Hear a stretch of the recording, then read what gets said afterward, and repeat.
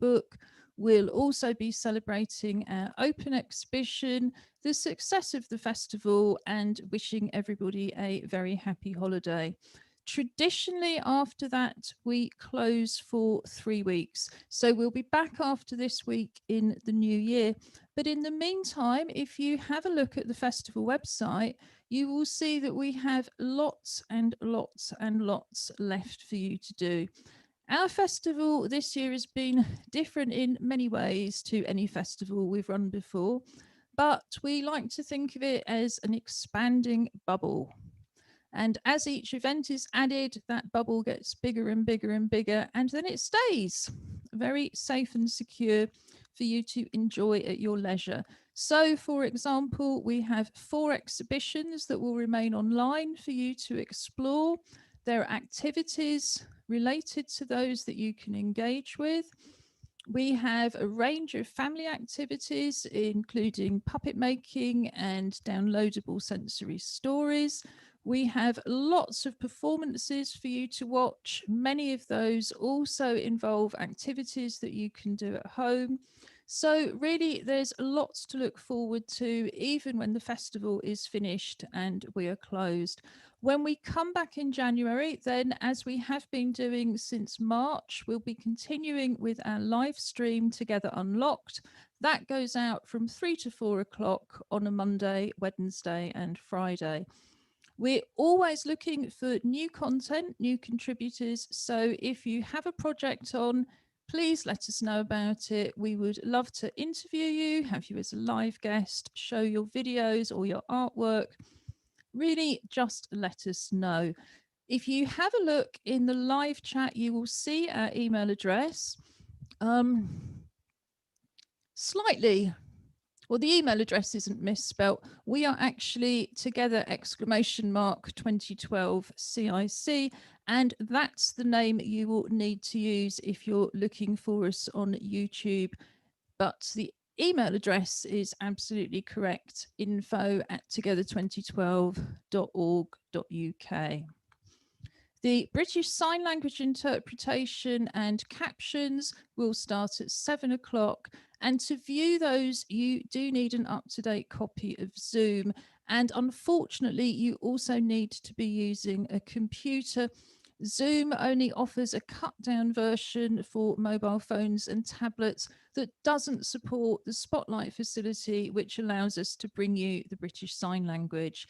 If you're watching this on YouTube and you need a Zoom ticket, please do let us know. Nice try, Josh, but there's actually a space between the exclamation mark and Together 2012.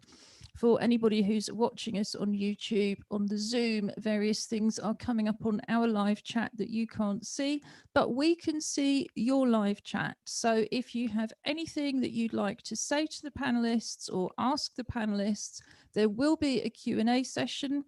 So please do look out for the live chat. If you're using Zoom and you don't have a whole bunch of writing down the right side of the page, then go to View at the top of the screen and click on View Live Chat.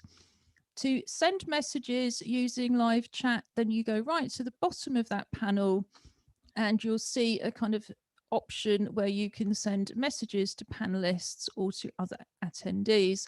But because we're using Zoom webinar technology, there's also a Q&A button that will be on the bottom of your screen next to the CC for closed caption button.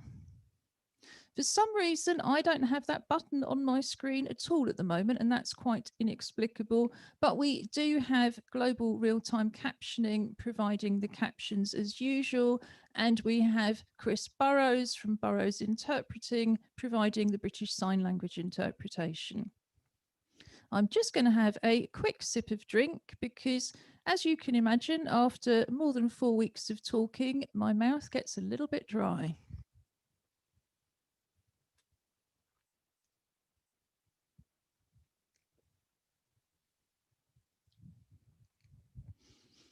Oh, that's better. So I hope people are enjoying the festival.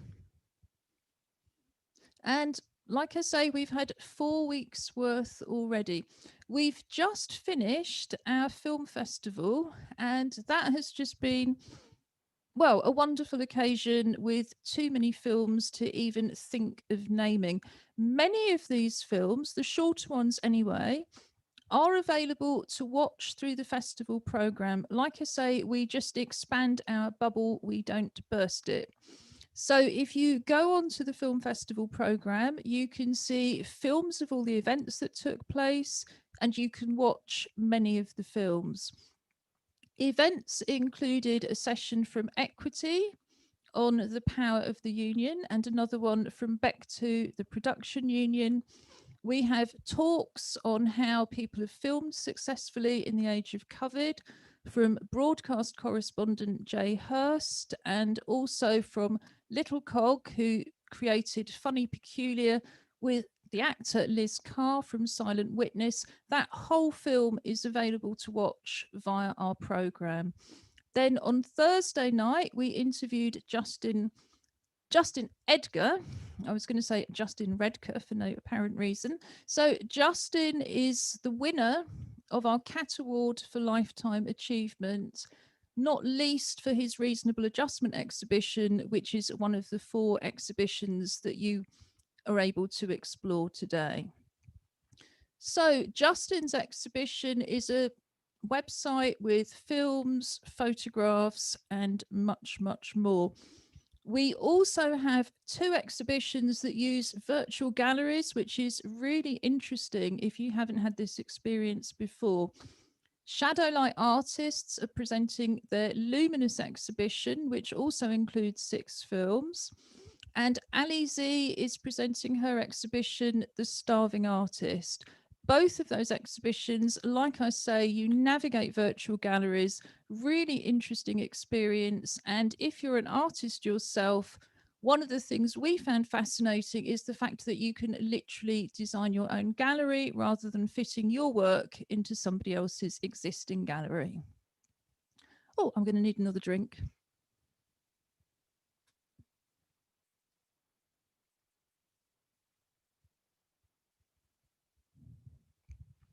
So the final exhibition of the 4 to explore is our Together Open exhibition. This is an open exhibition unlike any other because we let the artists choose their own work. What we say is that if you have a Newham connection, you might have grown up in Newham, studied in Newham, worked in Newham, volunteered in Newham, or did any of that in the past, then we encourage you to send in one family friendly piece of work and we will guarantee to exhibit it. And as a result, the Open brings together amateur artists, community artists, student artists, semi-professional artists, and professional artists, all under one roof. This year, the exhibition is considerably smaller because so many of the groups who would be contributing work simply haven't been able to meet. But it is still a very representative exhibition of over 20 artists with a Newham connection who identify as being deaf or disabled. That isn't in a virtual gallery, but you can click on every picture and see a bigger version to sort of mimic that getting closer up to it in the gallery experience. Or if, like me, you're in a wheelchair and can't get close to the exhibit, it's actually a better experience than being in the gallery. Right, just had a message from Josh for anybody else who's wondering too. There is no closed caption button on your screen at the moment, but there will be when the captioner arrives just before 7 o'clock. So if anybody has logged on already intending to use the live captions, this service will be available. You will click on the CC either on your YouTube screen or on the Zoom screen. And our captioner tonight again is Norma McKay from Global Real-Time Captioning.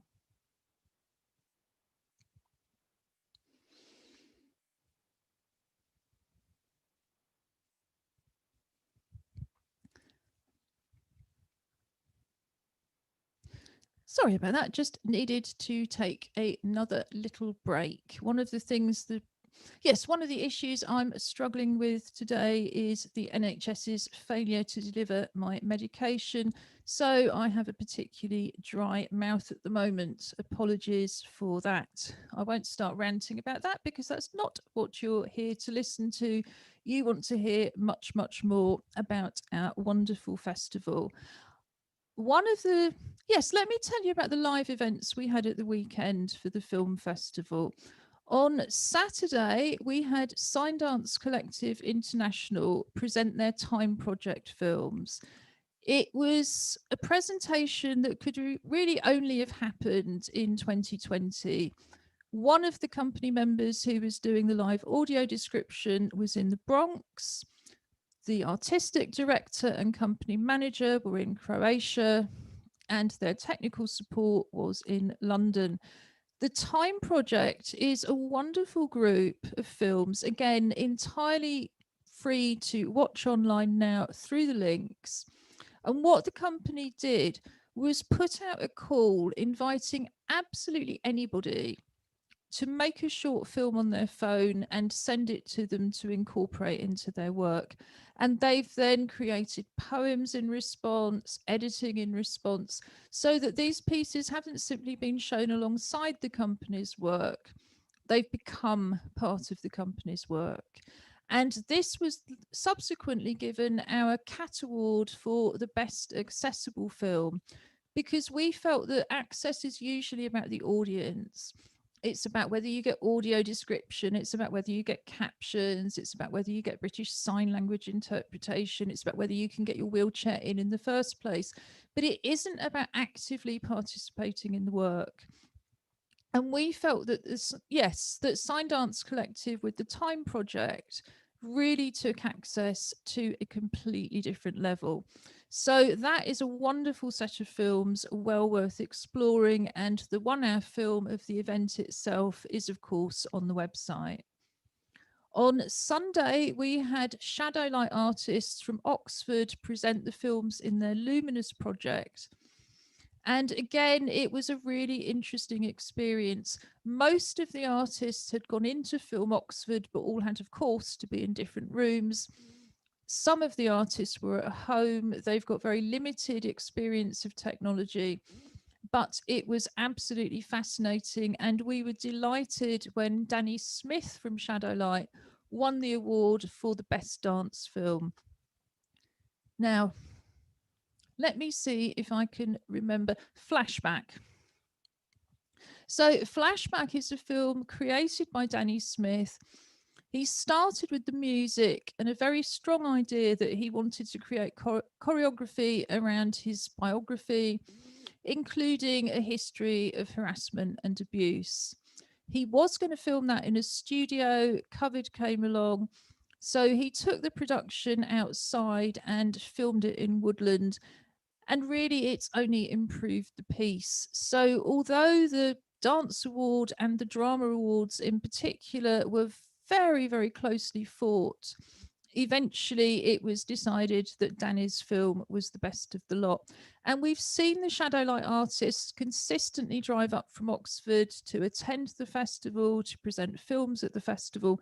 So it was just wonderful to have one of them winning the award. Both those films for Sign Dance Collective International and Shadowlight artists are on the website. And if you look at the exhibitions, the Luminous exhibition, including the film, has a whole event page to itself where you can walk through the exhibition, watch the films, and like I say, also watch back Sunday's event. Really such an incredibly broad range of work as well. One of the films is a documentary that looks at their exhibition work, their non-film based work. So yes, lots and lots and lots to see just on the film festival bit of the festival website itself. Right, for those who've just come in, I'm Jude Gosling. I'm Artistic Director of Together 2012. Welcome. The event starts at 7 o'clock prompt, so you still have time to get yourself a drink and a snack, settle back, relax, and enjoy what's going to be a really, really wonderful hour. I can't wait our producer can't wait, and I can see many of the audience are excited and have got here early as well. So I'm just reading some messages. If you haven't got a row of typing on the right hand side of your screen, go to view on the top left of your screen and go view live chat. Once you've got that button up, you will see the information about accessing the British Sign Language, the captions, how you contact us, and so on and so forth. So do get that chat box up. You can also use it to send questions to the presenters, or indeed just show your appreciation. And if you're on our Zoom, you can also use the live chat, the Q&A. So next to this, the closed caption button, you will see a Q&A button. So you have two ways of contacting us if you're on Zoom. If you're on YouTube, just use the YouTube live chat. And similarly with YouTube, the closed captions will come through if you click on the CC button on the screen for YouTube.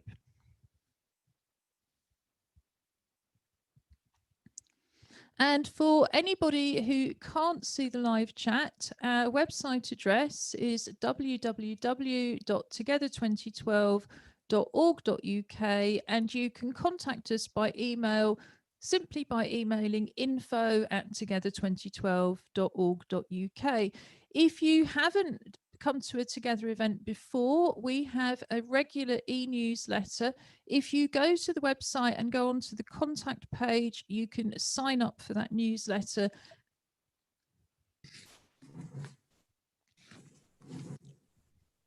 And I can just see we've been joined by our captioner. So welcome, Norma. Ruth will... Josh will be just sorting out. So anybody who's intending to use the captions, the CC box will pop up shortly. That's towards the bottom of your screen, next to the leave button, and next to that you will find the Q&A button so that you're able to ask questions and make points to the presenters. So we've just got 9 minutes to go. Let me tell you a little bit more about some of the other things that we offer. We're a festival organisation, as you can tell, but we do have a year-round clubs programme, which is our outreach programme in East London. Hang on a sec.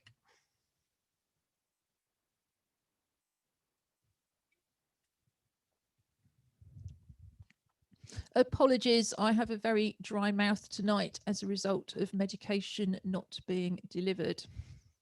But never mind. So, what do we offer in terms of the clubs programme? It's free.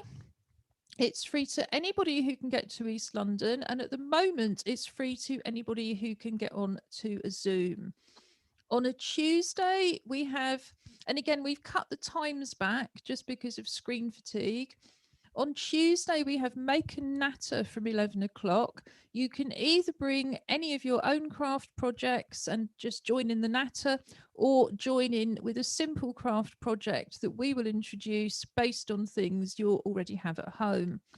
On a Wednesday, we move over to a phone group. So from 10:30 to 12, we have our pop-up poetry club. We phone you and we pay the call costs. On a Friday, the art club are doing a still life session. And again, that's from 11 to 12. We create the still life images. And if you don't have good data access, we can also email you the photo for that week's still life. So our email address again is info@together2012.org.uk. On a Monday, we swap to our monthly clubs. So the second Monday of the month, we have our Photographers and Filmmakers Club. On the fourth Monday of the month, we have our dance club. Fortunately, the dance club was set up 3 years ago to make masked dance for the screen.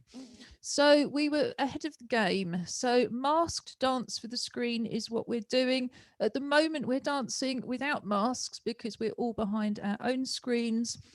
when we come together, it's very convenient that a mask is already part of the outfit. So those are our clubs. We also have a specific program for young people up to and including the age of 25. That's led by Hazel Brill, who's our youth development worker. Hazel is also an international artist in her own right. All of our team members are part-time because we're an artist-led organisation. We're all practicing artists. So I would say normally, because Together has been very much full-time and beyond this year.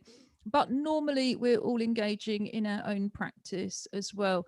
Hazel has moved her offer entirely online. So that includes Instagram groups, Facebook groups, TikTok, video workshops, and also if you're shielding, Arts Awards. Arts Awards are nationally recognised qualifications, entirely personal in terms of the programme, entirely practical and entirely study for in your own time. A gold award, which takes about a year to get, includes UCAS points. So if you're a young person who's shielding, maybe aren't so happy with your A-level results this year, want to get some extra UCAS points and reapply, then contact us, info@together2012.org.uk. You can tell it's the 5th week of the festival. And we will then put you in touch with Hazel. So that Arts Awards programme starts again in January.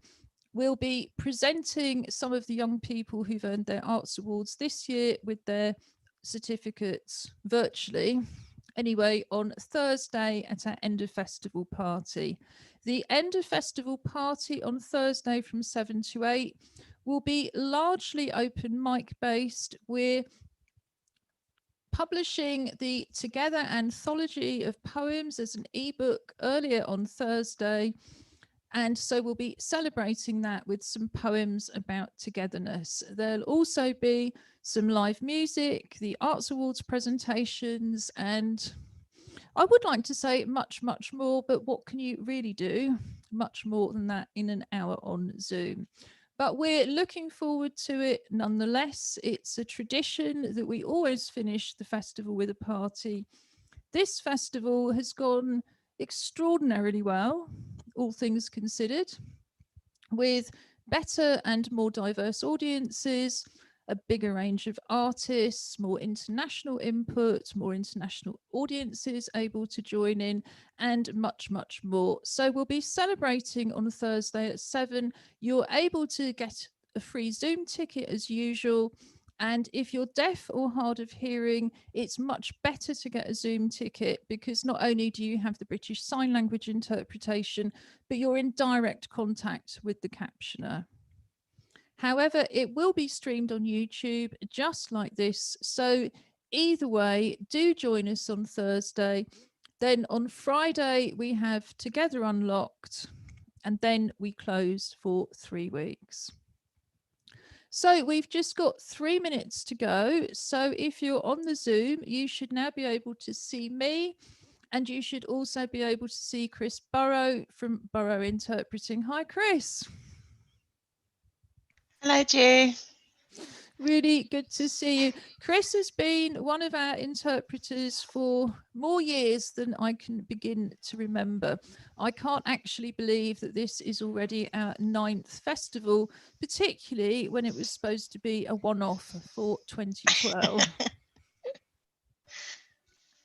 But we're always delighted to see Chris.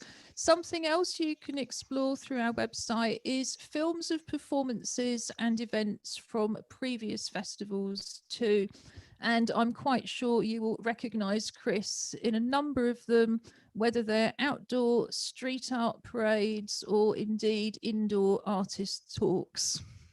So, Chris, thank you so much again. You've done a wonderful job this festival. And Thank like you for I having say, me. And as I said, we have Norma from Global Real-Time Captioning. Global Real-Time Captioning have been providing the captioning throughout this festival, and also for our Together Unlocked live stream, which goes out 3 times a week on Monday, Wednesday and Friday from 3 to 4 p.m. That will be off air while we're closed, but again, we'll be back in January. And before that, we have over 100 shows up on the website that you can watch if you miss us. We also have a highlights and links page for each show, so you're able to watch the videos separately without seeing the whole program. You're also able to follow links to different things we recommend on the internet. So again, you know, that's definitely worth spending time with as well. We have just 1 minute to go. Can I just check? I'm assuming there's no problems, Josh, because there's nothing in the live chat. So I think we are just about ready to... Oh, be nice to have a countdown actually, but I won't do that.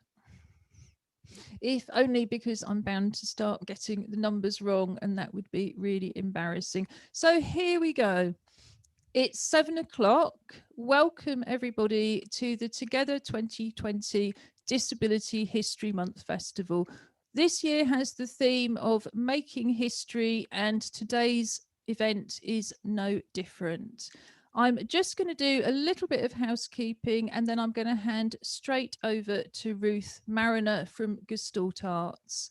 So I'm Ju Gosling. I'm Artistic Director of Together 2012. I'm a white woman with pale olive skin, green eyes behind black plastic glasses. I have black wrist braces and silver coloured jewellery. I've got a red pound shop pork pie hat on as it's Christmas, and underneath that you probably can't see, but I've got a hennaed self-styled Corona crop, and I have, well, actually, I'm not sure what kind of shirt it is, apart from the fact that, like most of them, it came from the pound shop, but I have a multicoloured, patterned coloured silk shirt.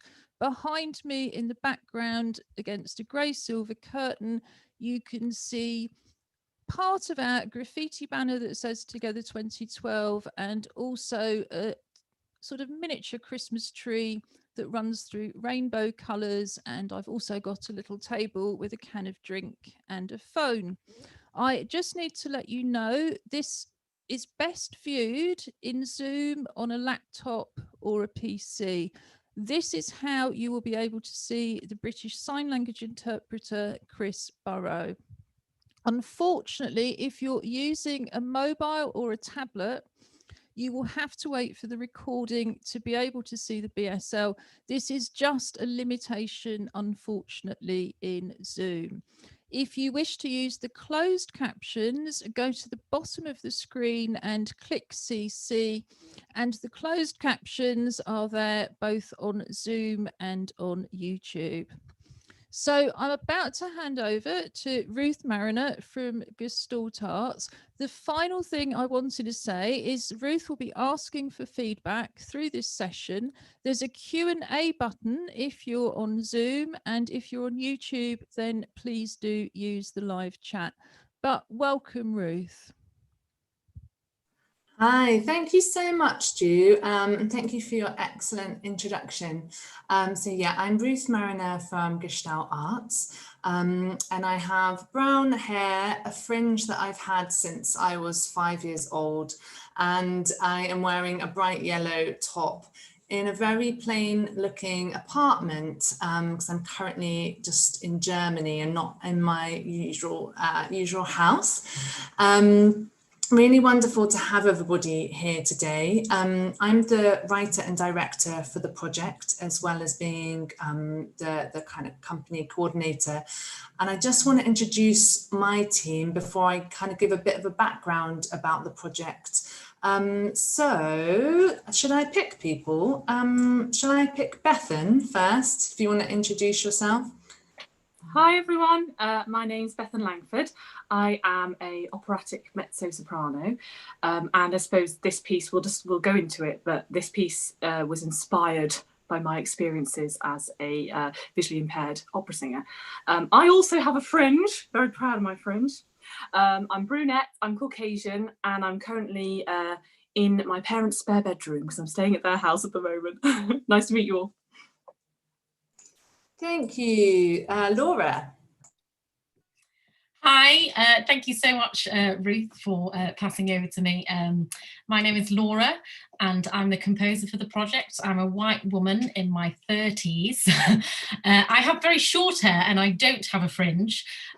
Instead, I have a rather red, messy quiff pulled to one side that's getting longer and longer as I start not being able to have a haircut due to the times. So it's gradually beginning to look like a ski slope, I think, actually. I also have gigantic black framed round glasses, which are a little bit cartoonish, you might say. And I also have an excessively sparkly nose ring as well. And behind me, I have my piano, which is topped by several houseplants that have become my new hobby. So that's me. Oh, sorry. Shall we have Chloe?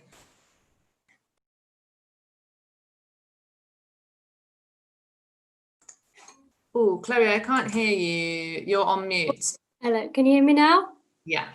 So I was trying to find my way off mute there. Hello, I'm Chloe Clark. I'm an actor and audio description consultant, and I specialise in creative integrated audio description. I play the sort of narrator role in this piece, and was thrilled to be brought on board by Ruth and Bethan. It's been wonderful to work with them. I have very frizzy at the moment, wavy, very long, dark and slightly grey hair, and I'm wearing a very snuggly woolen polo neck top, and you might be able to see the top symbols of my drum kit behind me, which are currently covered in dust because I have not practiced for quite a long time. Thank you. And Ruth Sullivan. Hi everyone, I'm the other Ruth on the project. I'm a Foley artist, generally working in film and TV, but also in theatre. And I'm a white woman. I have short-ish brown hair in need of a cut with natural highlights of grey. Quite proud of them actually. And I also wear glasses. I have a slightly smaller sparkly nose ring than Laura's, and at the moment I'm very happy that the screen only shows some books in my flat and not the fact that I arrived home after 2 months away yesterday. So basically my suitcase and various items are strewn across the floor at the moment. Very nice. I can also spy a dairy milk advent calendar in the background. Yes. I'm enjoying. I get it every year from my uncle and aunt. Oh, that's great. Okay, fabulous. Okay, brilliant. So that is everybody. And so what I'm going to do now is just kind of facilitate a little bit of background on the project and how it started. So this project actually started in 2018 at the National Opera Studio. And I actually want to just give that to Bethan to explain a bit more about, actually that links better if Bethan, you explain it, if you want to explain about your experience at the Opera Studio. Yeah, so the National Opera Studio is, I would say it's kind of a professional development course for young opera singers, which was that 2018, Ruth? That was a while ago. So I was attending that year, and it happened to be the 40th anniversary of the Opera Studio. And to celebrate that, they decided to do a project called 1240, which was there's 12 young artists, 12 singers in the studio, and we were each given a set of composers and librettists, who are like opera writers, to create our own aria, our own piece that represented us or represented our personal story or like a viewpoint or basically anything that we felt strongly about. So I met with Ruth and she was my allocated writer, and we had a bit of a kind of discussion about what things I felt passionate about, or I had to give lots of ideas about my life and kind of little stories and thoughts.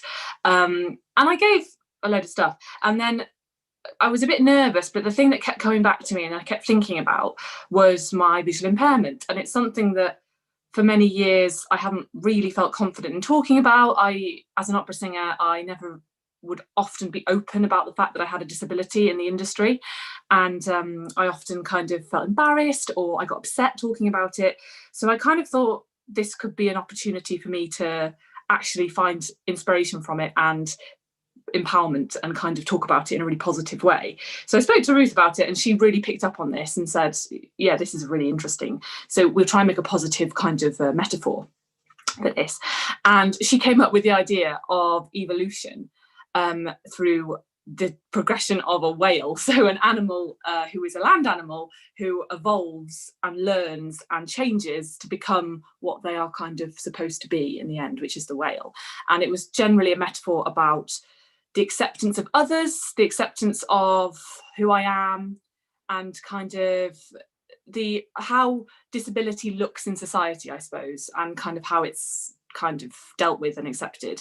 And we came up with this aria, which I was really proud of, and it got great feedback, and through it I got a couple of jobs, so we knew it was a good thing. So we thought, oh, this could be something we could develop. And so Ruth kind of had the idea of like developing it into a full-blown piece, which is kind of where we're at now.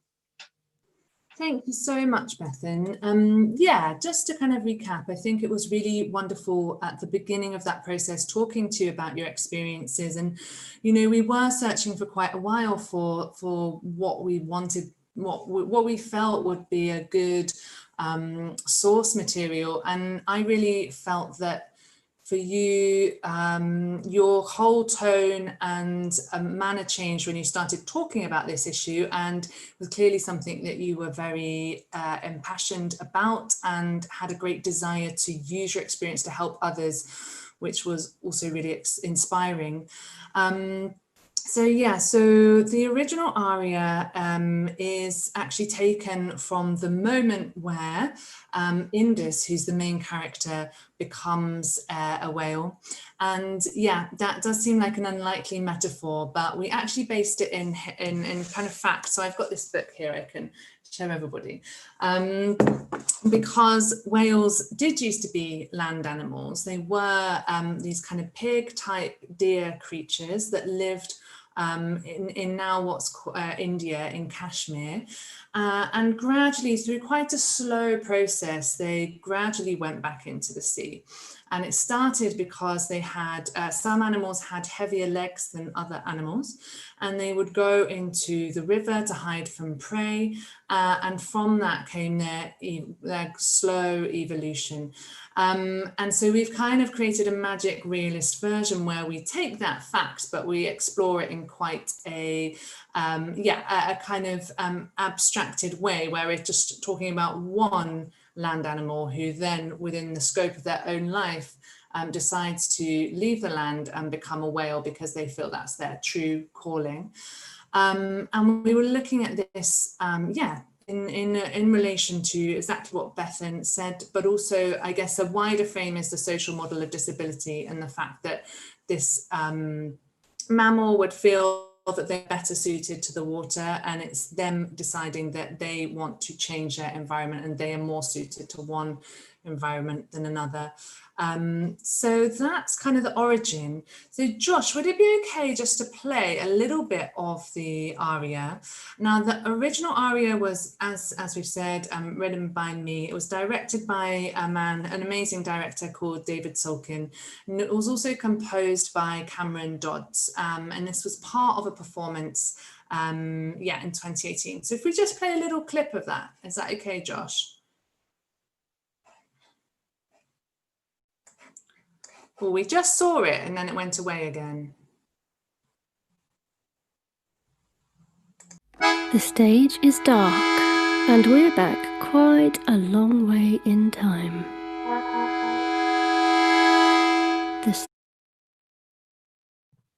Sorry, that's the wrong audio. on Zoom. 1 second. It gets confused sometimes if you have two videos open and it plays the wrong one. Okay, don't worry. Apologies, this should be.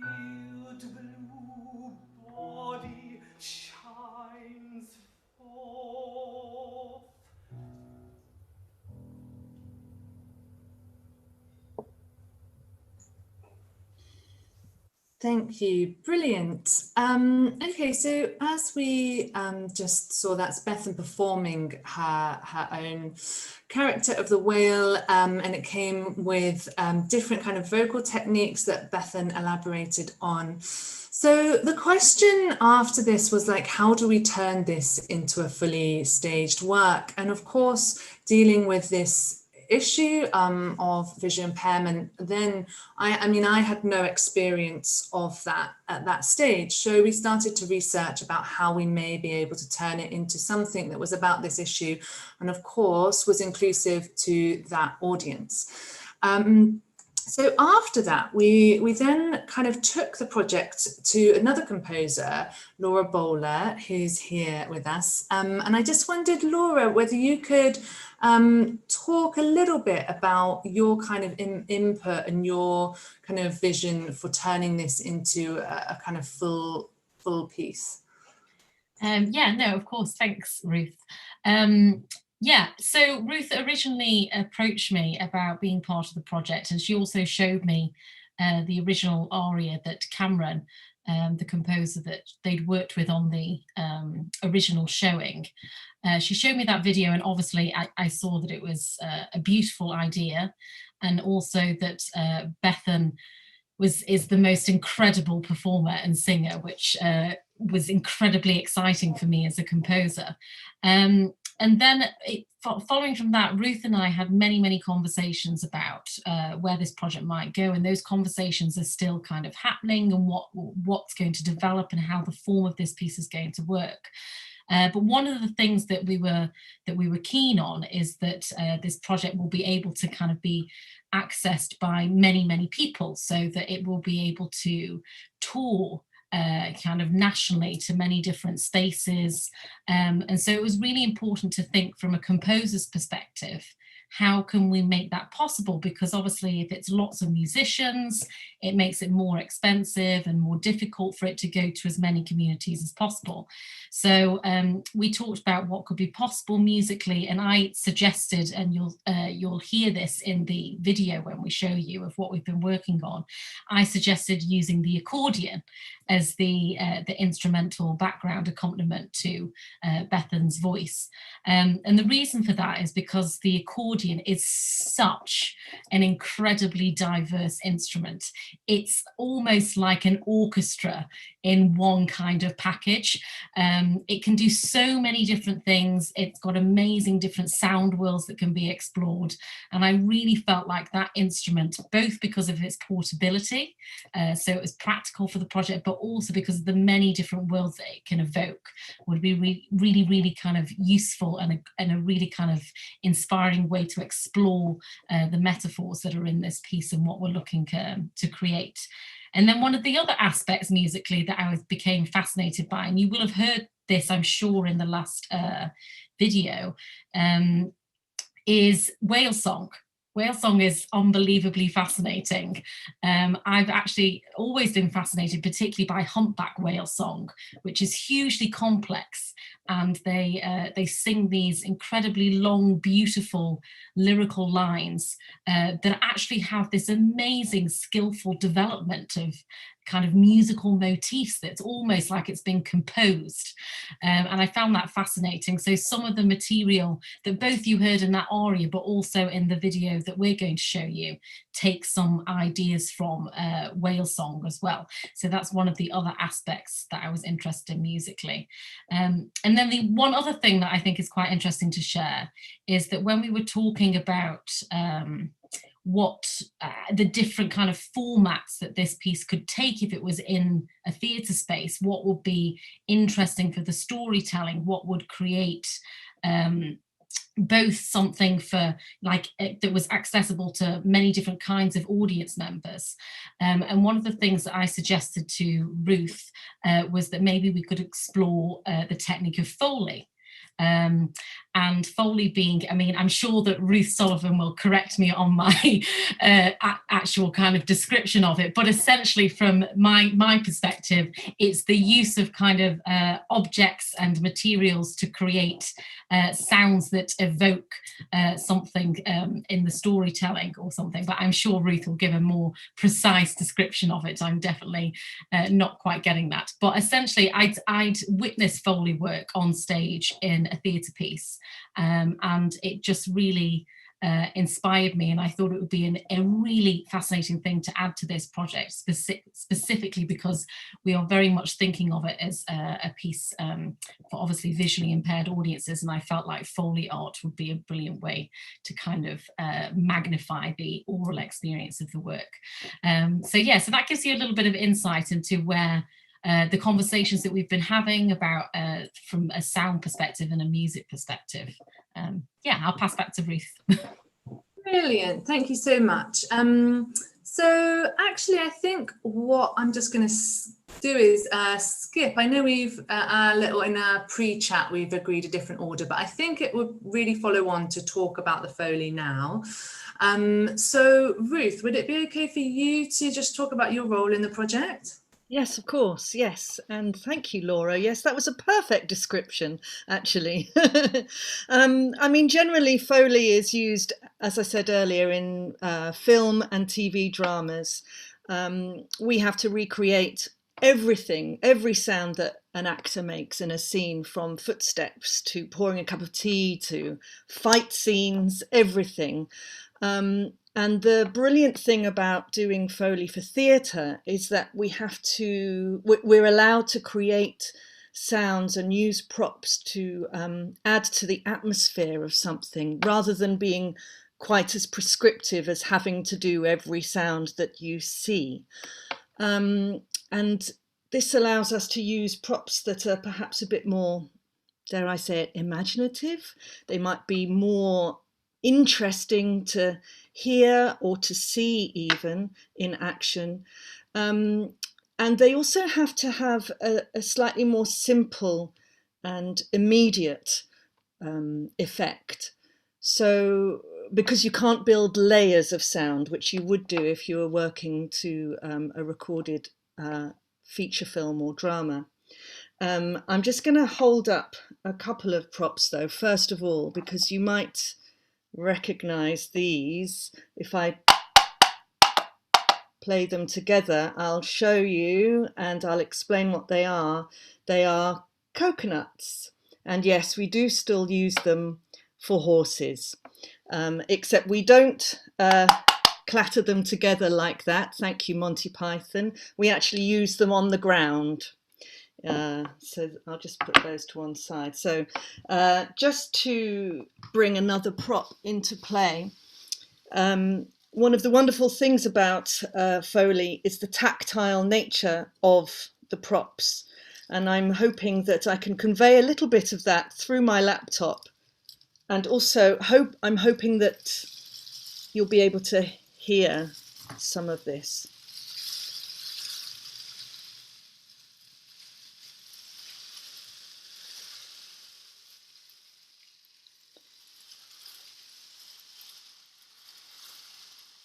So I don't want to give too much away because you'll be watching the video in a minute, but this is something that we use.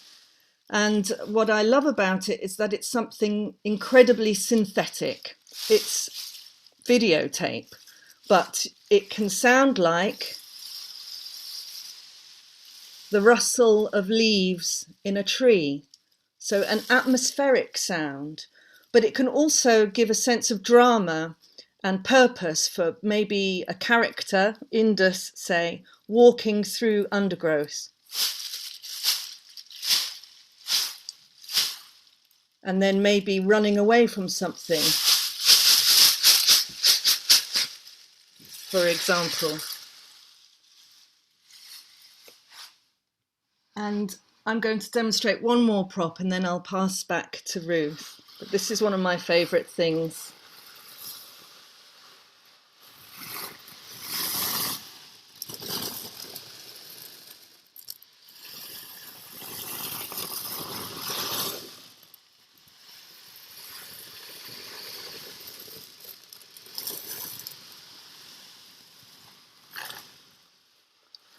So I can only describe this as the sea sausage. It's my own invention. And essentially it's little stones encased in a piece of nylon material. I hope that you maybe got an impression of what it is, but again, I don't want to give too much away. What I would really love is if and when we're able to bring the project to a live audience, that we'll be able to have some of the Foley props available for people to touch and play with and create the sounds themselves. Yes, okay, I'll hand back to Ruth now, the other Ruth. Thank you. Thank you, other Ruth. Yeah, it's always really fascinating getting access to the way in which these sounds are created. So for me as a director, I was really interested in this idea because of the ways in which it can be used to represent the sounds and give context on stage and have this extra layer to the sound world. But also because, as you just see, it is like very interesting watching Ruth play with these kind of objects. So where we're at now is we are kind of currently deciding what we do, because ideally we were thinking originally we would make this into a small portable staged show. And obviously we still have the intention to do that, but COVID obviously presents problems and challenges. So what we did this summer was create instead a small video, or instead of the very end, we've got the very, very beginning of the piece. And we really used it as an experiment and kind of a playground in a way for the ways in which text and music and Foley and Bethan's narrative may intersect with live audio description as well. So Chloe, do you want to just say a little bit about your role in the project? And then I think it's about time we listen to the video, because I recognise that it's now 7:30. So Chloe. Sure, yeah, so I came on board, I was contacted by a producer at Grey Eye who put me in contact with Ruth and Bethan, and then came on board as the actor, but also in a sort of audio description consultant capacity. And I was very fortunate that, you know, Ruth, Bethan and Laura and everyone on board were really flexible and happy to listen to suggestions and take sort of AD considerations on board. What we found, so because I came on board at this stage, and we were at this stage very much focused on creating, as everyone's said already, this sort of almost like a radio. I know we made a video, but it's very much sort of audio based performance, and how much you can convey specifically to a visually impaired audience through that format, through the use of Foley, through the use of sort of integrated audio description, and simply the storytelling and narrative that exists already. And going back to the Foley idea, something that resonated with me, because I've explored Foley in my own work as well as a visually impaired artist. I think there's something, as Foley Ruth said, so tangible about Foley, but equally I went to see Complicites, the encounter with a deaf friend of mine, and what I found really interesting was that she got all the visuals, obviously, but none of the sound, and said, well, it must sound very interesting. By the way, sorry, it's a binaural piece that's all based around Foley effects, basically. So you see a man telling a story, and he's using sort of snapping twigs to make a certain sound effect and doing this and that to make other sound effects. And so from a deaf perspective, it was very interesting visually, but you didn't make the connection with what the sounds were. From a blind perspective, it was interesting storytelling with sound effects, but because you couldn't see what he was doing, the Foley aspect of it actually lost interest. So what we discussed with this project was the idea of that very tactile thing and a touch tour, and really engaging with the Foley objects before the show, and then being able to pick up on how they might have been used throughout the piece to sort of heighten the drama and create the sound to coincide with the narrative. We also, in terms of audio description, discussed a really good and interesting idea that Bethan and Ruth had before I came on board was that they would include quite explicit lines of audio description. So, for example, Chloe picks up a pair of rubber gloves, just to explore playing with having explicit audio description in there and seeing how much that enhanced things. But what we discovered throughout was actually we'd rather pare it back and rely on the storytelling and see how much an audience gets, because often less is more with audio description. But it's always an intricate balance in offering enough but not offering too much. So it'll be really interesting to hear people's feedback and their thoughts on what they get from the piece, if they can really put themselves in the world easily, whether there's anything more that they would like or less. I think that would be really interesting and essential to developing the piece further. So thank you, and I hope you all enjoy experiencing it. Yeah, brilliant. So as Chloe said, yeah, we definitely want that feedback from you. So please keep your critical hat on as you watch the video. And just to say as well, because this was obviously we did this in lockdown, so working for us, we weren't all in a room kind of together making decisions, kind of trying things twice and feeling our way through the process. We were really kind of passing the creative hat like it was a bit like a relay race. So I wrote the libretto and then handed it to Laura to write the music, and we did have discussions along the way, and then we kind of and then we added the audio description on top, and Bethan and Ruth, so it was all very much like a kind of a relay race. It's a very unusual way of making this kind of work, which would normally be more devised. So Josh, shall we put the video on now? And just to let you know, it may be worth, if you have headphones, listening through headphones, if you don't, obviously don't worry, but if you are listening, maybe headphones are a good idea. I will pop that up now, and I'll give people 30 seconds to grab some headphones if they have them at hand. Cool. Actually, my headphones have unfortunately stopped connecting to my computer, so.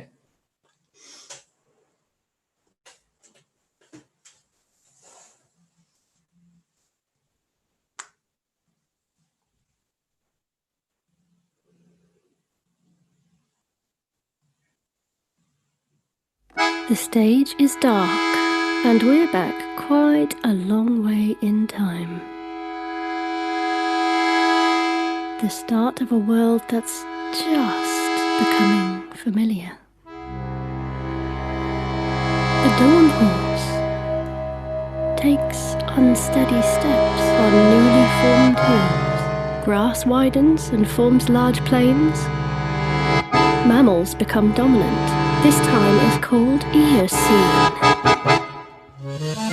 Skeins of biology twist, unfurl and reknit over time, and almost all of the Eocene creatures will change their forms before the modern day.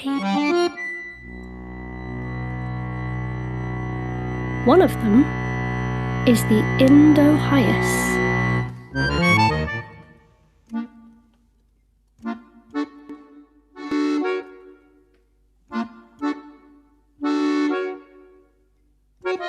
Performer stands centre stage. She's taller than average, with dark brown hair, a very neat fringe, and a tail made from cassette tape. Hi, my name's Bethan Langford, and I'm a visually impaired opera singer. This is my show, and I'm going to be performing the character of Indus, who is an Indo-Hyas. An old tape recorder appears to be stuck to her hand. Hi, my name's Bethan Langford, and I'm a visually impaired opera singer. This is my show, and I'm going to be performing the character of Indus, who is an Indo-Hyas.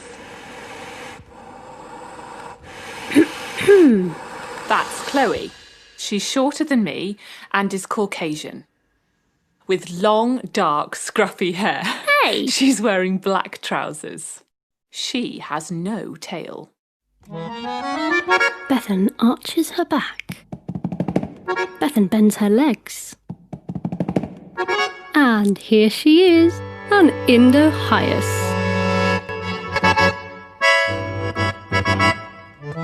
Tape recorder still attached.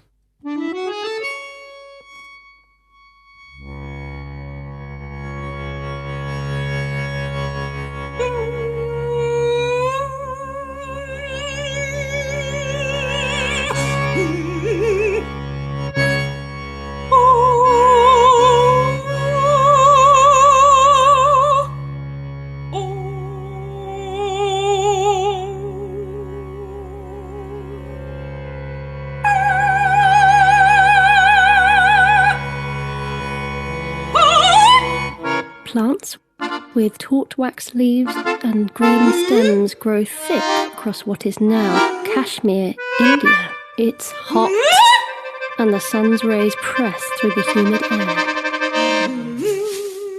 What does an Indo-Hyas do when it's hot?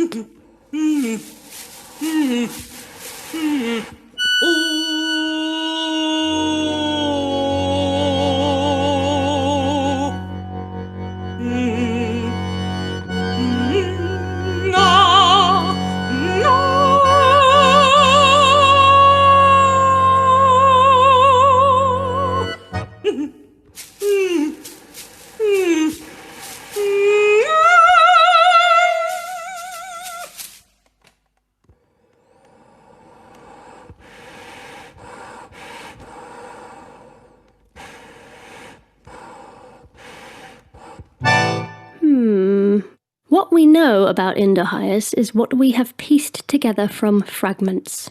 On this stage, we create movements, sounds, and worlds from the space that emerges between these fragments. Indo-Hyas are prey. They live in pairs or small herds. Chloe arches her back, bends her legs, and now here we are in the forest.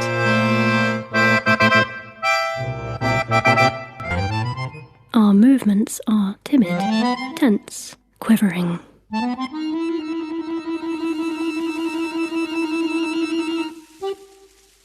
Our movements pass from animal to animal, probing for danger. We scurry for fallen fruit, plant matter from danger.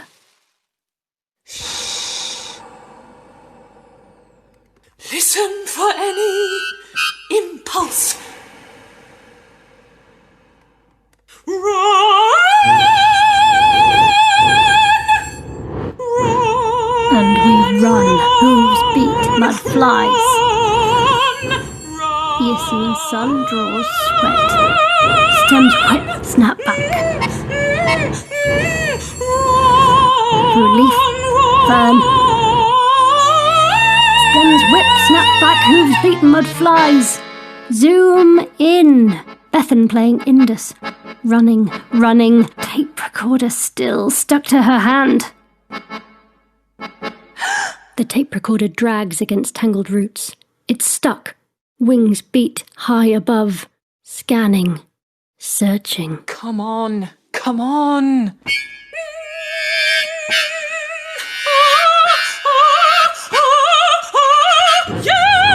And hooves meet sandy shore. The bird dives, finger on the tape recorder button. Bethan stands ready to leap.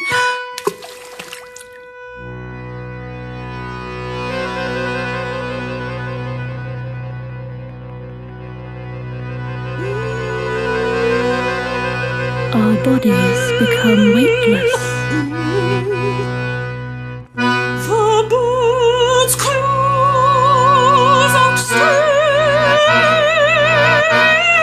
And come away, clutching the air.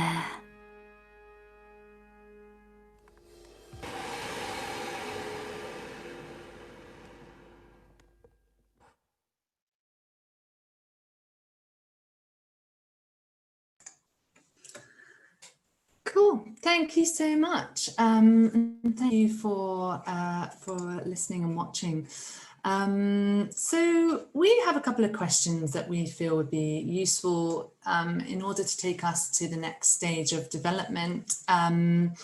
So I guess the first question I'm going to ask is from this clip and from what you've seen so far, would you be interested in coming to view or be part of the audience for the staged version? And if yes, then obviously why? I'll ask that first because we're trying to work out which direction to take it in, whether it's a digital direction or whether we're still doing this staged version. So yeah, would anyone be interested in coming to see the staged version? So while you're all typing, you've got the Q&A box on the closed caption on the right. You can get your live chat up by going to view, which is on the top left hand of your screen, and then you can send messages by typing it back at the bottom again. In the meantime, well, of course I loved it. You know, you wouldn't be in the festival if I didn't love it, but I really, really, really loved it. I'd love to see a stage version, but I think coming out of a really intensive 4 days of the film festival, what I wondered, because for anybody who couldn't see it, there's animated text, so the script is in an animated text as well, and it just made me want to see a whole animation as well as a live performance. I'd love to see Bethan live, but I'd also love to see that as an animation. So I wasn't expecting to think that, but like I say, that's kind of where I took it in. And I have to say, in 9 years of running the film festival, we have never had anybody use operatic or even classical music really in animation. It always seems to be pop music or a particular kind of music, but we never seem to get any kind of, nothing like this ever. So I think you do quite well at the festivals as well. I think that's something that hasn't been explored much in opera either, actually, in terms of animation. And I think that would be something really exciting to explore because, you know, everything. Bethan? Oh, great. Sorry, Bethan, we were just popping you up on the screen so people could see you. Oh, thank you. I was just saying, I think that's a very rare thing in opera as well. And I actually have a colleague who at the moment is trying to do live performance with in the background like a animation, and that's something as well that we haven't thought about, but it could be another idea, because I think you're right. I think when the screen came up, I thought it's such a magical kind of odd concept that actually some kind of animation might be quite interesting because it is so otherworldly.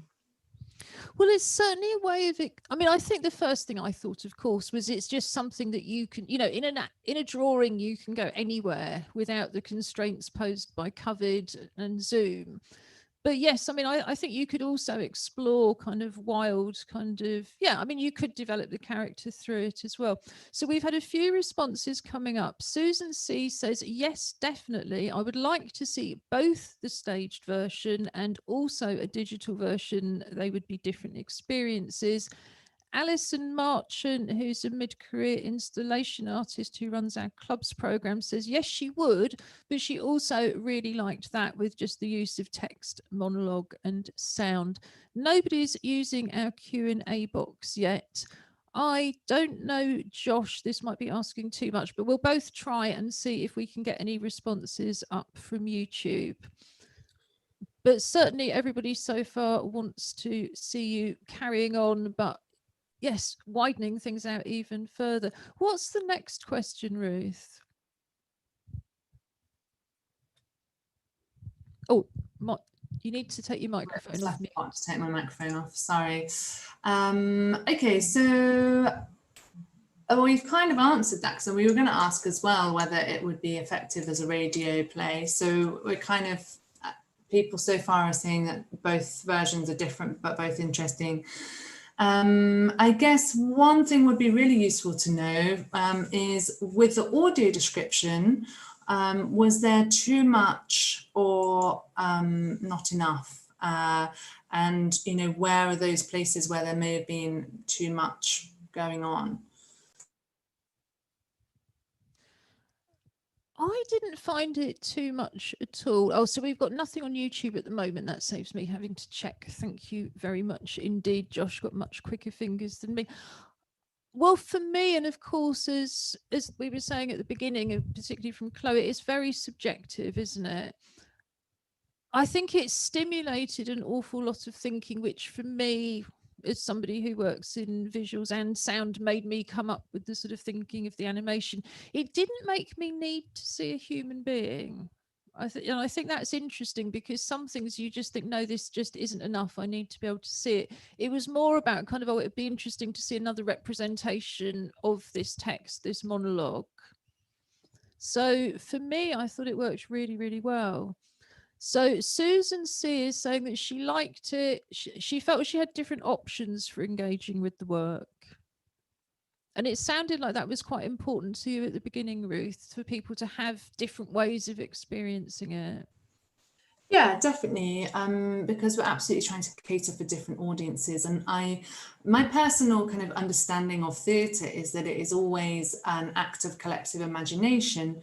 So what we're all doing, any time you go to the theatre, even nothing's always totally represented. There's always stylistic choices over what you have on stage. And the audience fills the rest in with their mind. And that's why I was quite interested with this work in terms of the Foley and the audio description, and not choosing what we represent and what we don't represent, because then in a way we give more power to our audiences, or that's what we were hoping. So yeah, that is important to me, that we leave the right spaces, if you see what I mean. So it's not, because obviously the other example of that would it just wouldn't be clear enough. So it's about finding which are the right spaces to leave. So we have Celie Quest, who I happen to know is in Montreal, and says, yes, I'd enjoy both as well, a live version and a strictly animated version. I love contemporary explorations of opera, and hearing a singer while sharing the same space is a uniquely enjoyable aspect. And I also love the live experience of playing with Foley effects too. She felt the audio description reached the edge of too much, but managed a decent balance. So thank you for that, Celie. That's really useful. Thank you very much, actually. And I think that yeah, on the edge of too much, that's a really useful feedback. And I think that once we're all together and can create a little bit more normally, then I think there's going to be more opportunities for us to hopefully reflect on that. And because it's been very odd to create a product that's then kind of finished and then we can't edit in any way. So I think that, yeah, we can definitely get that balance. We just need to know where it is. Celia, if you wouldn't mind letting us know any specific moments, if you can remember them, even if it's just rough, that would also be useful. It's handy, isn't it? Because, oh, sorry to interrupt, because we started off initially with actually even more audio description than ended up in the piece. So hearing that even that is an edge too much, it's very interesting and useful for us to hear, because yeah, again, it's something that Ruth and I particularly are learning, and I've learned during this particular project about through Chloe. So any feedback we can have on the audio description is very handy. But that's good to know, because it gives us a wee bit more flexibility as well with the Foley and the audio description. So what was the next question, Ruth Mariner? So I'm gonna just ask one more, and then it would be great to get anyone else's questions, if anyone has any questions to ask us.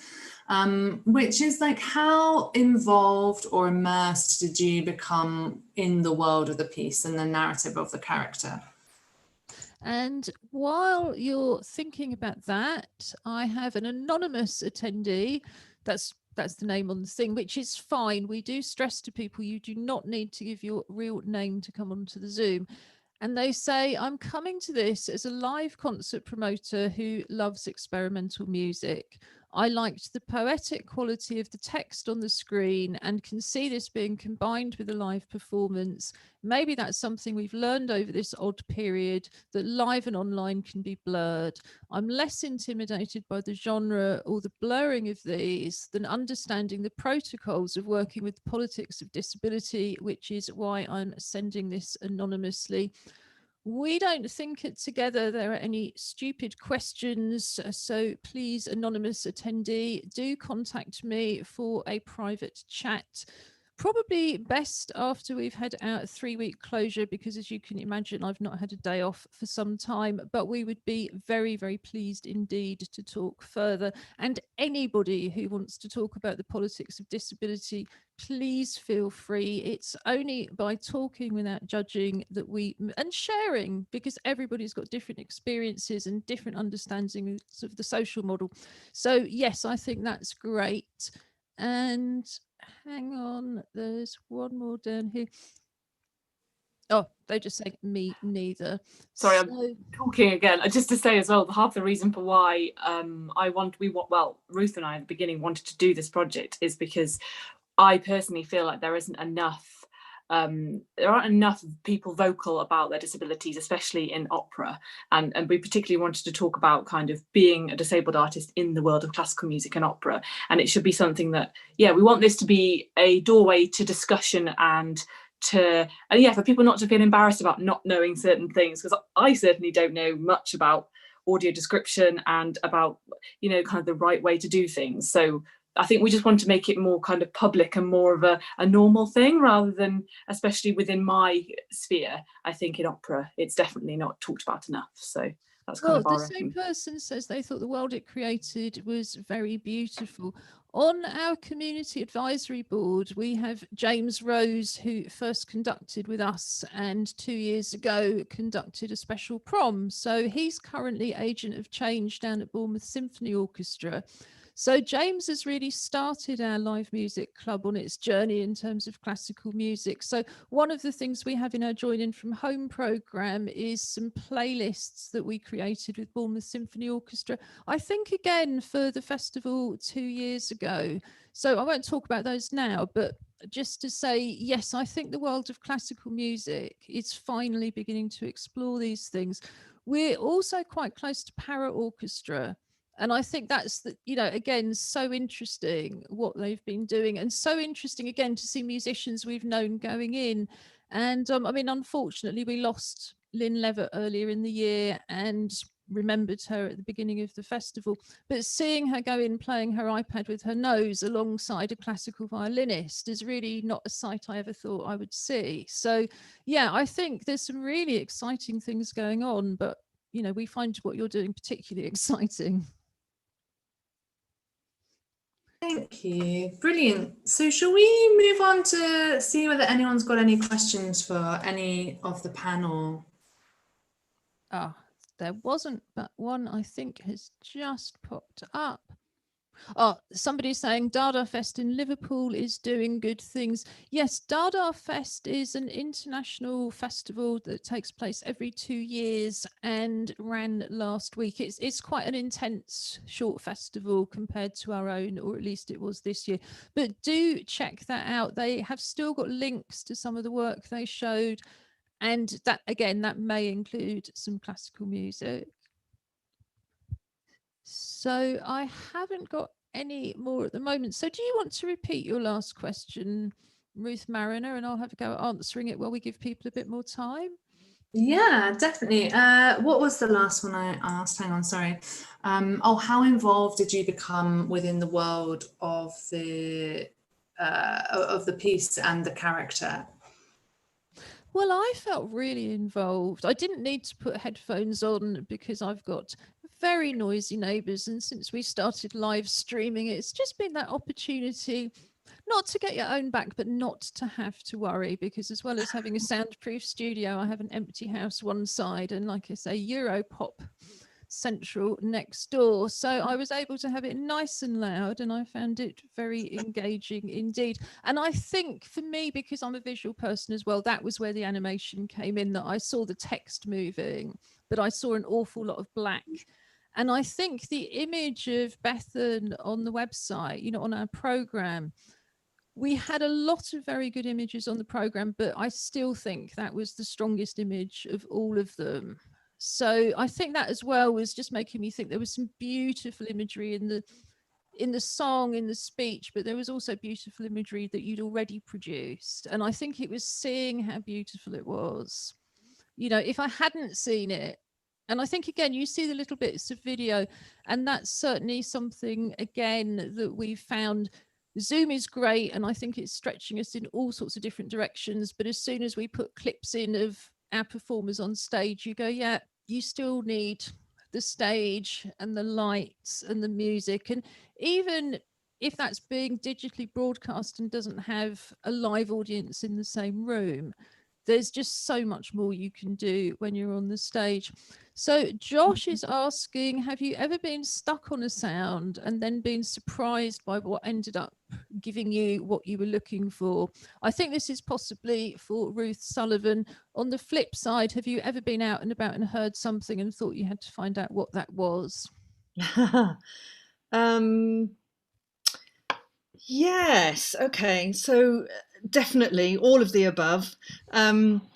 Sometimes you're in the Foley studio and you're trying to get the sound of something and you're searching for something, and then I'm just trying to think of a really good example, but maybe yes, I worked on a show that just came out on Amazon called Truth Seekers with Nick Frost and Simon Pegg, and it's about ghost hunting essentially. And there's, I think he calls it his electrospec.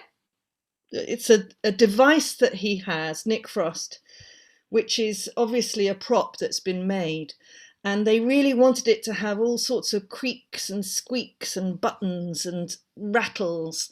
But obviously, as it's a prop that was used on TV, doesn't really exist. So I had to try and grab loads of things in the studio to make it sound like it looked.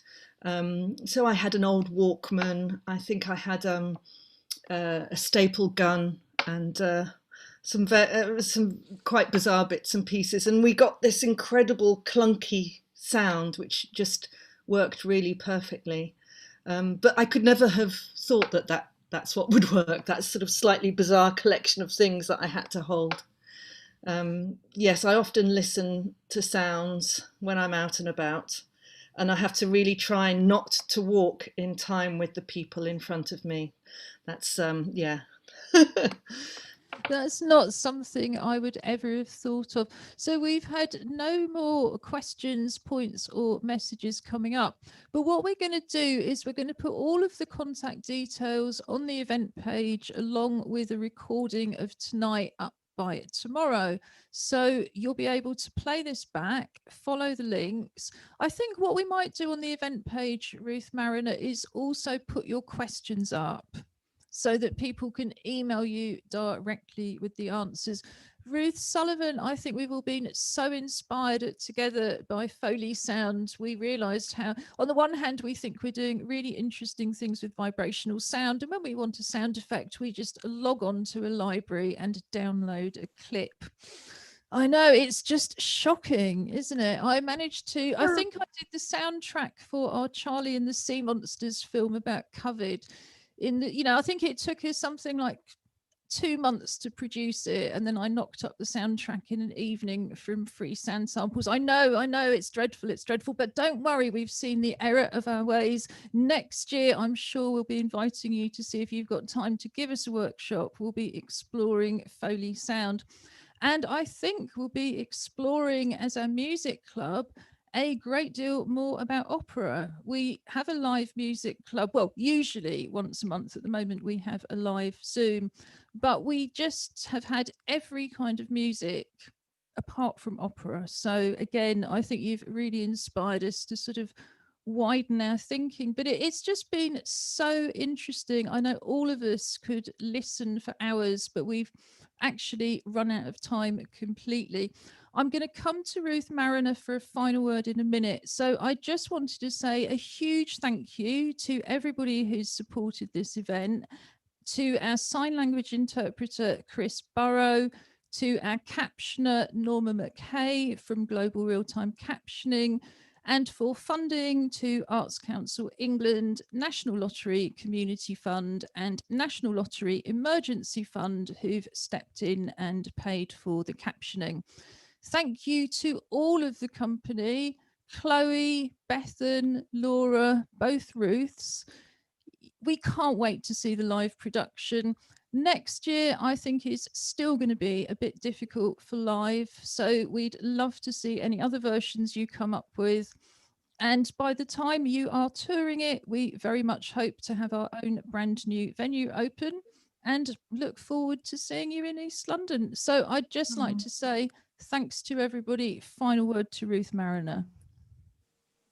Yeah, I also wanted to say thanks to everybody, and thanks to you, Ju, for having us. It's been really fantastic, actually. We've been really pleased to be part of this festival.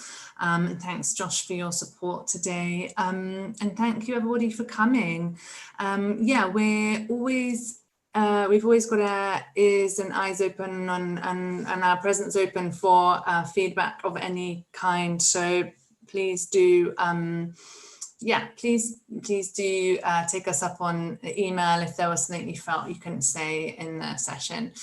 But yeah, thank you. It's been really wonderful to be here and have this opportunity. So it just leaves me to wish you a very safe trip, whether you're going to the kitchen or your next Zoom.